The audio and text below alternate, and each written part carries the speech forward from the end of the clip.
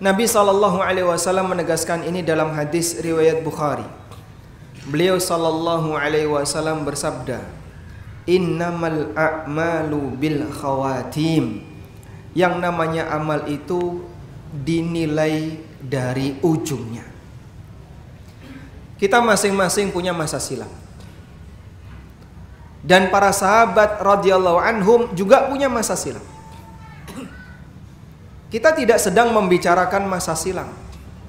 Karena kalau saling membandingkan masa silam, membicarakan masa silam, bisa jadi masa silamnya para sahabat mungkin lebih kelam dibandingkan masa silam yang pernah kita alami. Di antara mereka ada yang pernah berbuat syirik. Di antara mereka ada yang pernah sujud kepada berhala. Di antara mereka ada yang pernah membunuh sahabat yang mulia. Hamzah itu dibunuh oleh siapa? Al-Wasi.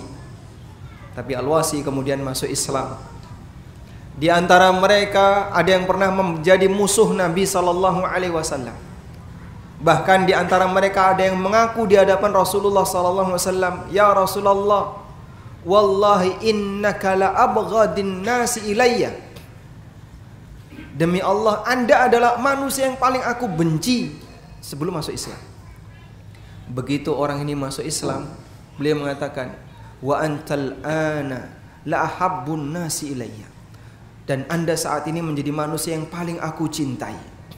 Ini pengakuan yang pernah disampaikan oleh sahabat Amr bin As radhiyallahu anhu sebelum beliau masuk Islam.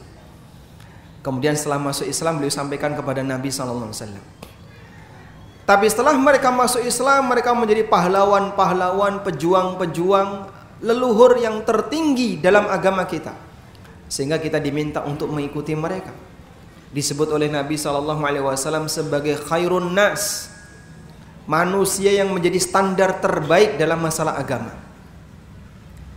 Karena itu kita tidak berbicara masa silam. Kalau berbicara masa silam, semua orang punya masa silam yang mungkin di masa silamnya dia terjerumus ke dalam perbuatan maksiat. Sehingga berkaitan dengan amal yang terbaik, kita bicara masa mendatang dan saat yang ini yang sedang kita alami.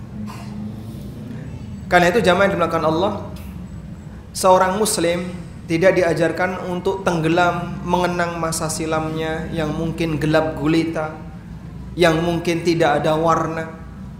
Tapi seorang muslim diajarkan untuk menjadi hamba yang optimis, bagaimana dia bisa meraih yang terbaik di bagian ujungnya.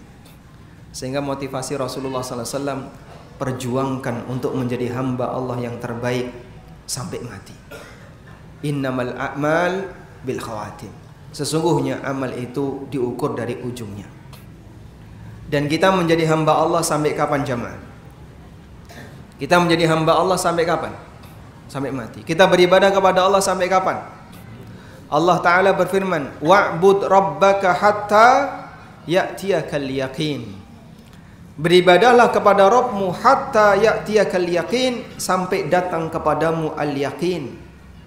Dan para ulama ahli tafsir sepakat, makna al-yaqin dalam ayat ini adalah al-maut, kematian. Sembahlah Rabbmu, beribadahlah kepada Rabbmu sampai datang kepadamu kematian. Sebab ujung dari amal adalah kematian. Tidak ada istilah pensiun sebelum mati, itu tidak ada. Kecuali ketika akalnya dicabut oleh Allah Subhanahu wa ta'ala. Lalu perjuangan apa yang bisa kita lakukan dan amal apa yang terbaik ketika kita berada di ujung? Sebenarnya semua amal yang diajarkan dalam Islam itu amal yang terbaik. Sehingga tidak ada amal dalam Islam itu kurang baik, itu tidak ada. Semuanya adalah amal yang terbaik. Sebab semua amalan yang diajarkan oleh Nabi SAW adalah amal yang datang dari wahyu Allah Subhanahu wa ta'ala. Dan Allah Subhanahu wa ta'ala ketika mewahyukan kepada hambanya, Allah berikan yang terbaik.